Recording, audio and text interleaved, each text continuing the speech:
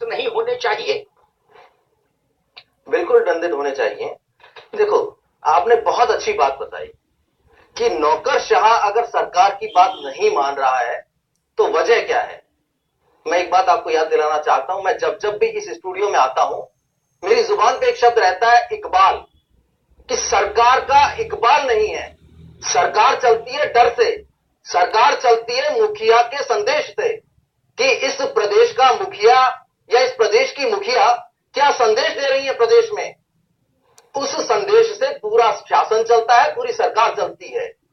अगर प्रदेश की मुखिया यह संदेश दे कि उसकी प्राथमिकता में सदस्यता अभियान है और उसकी मॉनिटरिंग वो करेंगी, तो क्या इस प्रदेश के नौकरशाहों पर कोई असर पड़ने वाला है?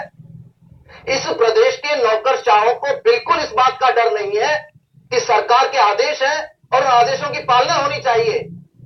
उन्हें सिर्फ और सिर्फ इस बात की पूरे तरीके से छूट मिली हुई है कि आपको जो करना है वो करें। दंड की बात आप कर रहे हैं, मेरे मित्र सूरज सोनी जी कह रहे हैं कि बहुत पहले से चला आ रहा है ये सर्कुलर।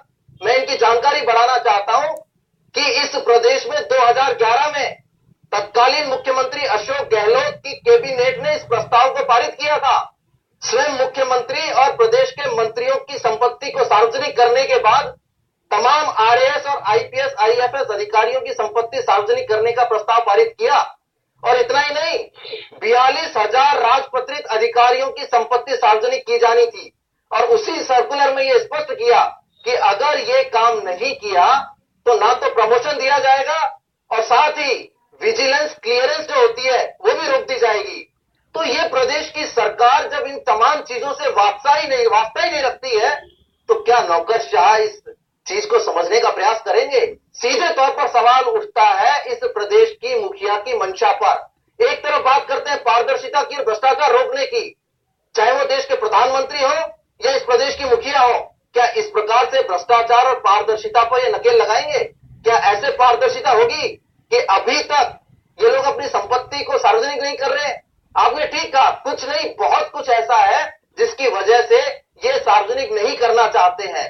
तो ये सरकार के ऊपर डिपेंड करता है कि सरकार की इतनी हिम्मत नहीं है कि ऐसे अधिकारियों का कुछ बिगाड़ सके, और उसी वजह से उन्हें डर नहीं है। ठीक है लोकेश जी।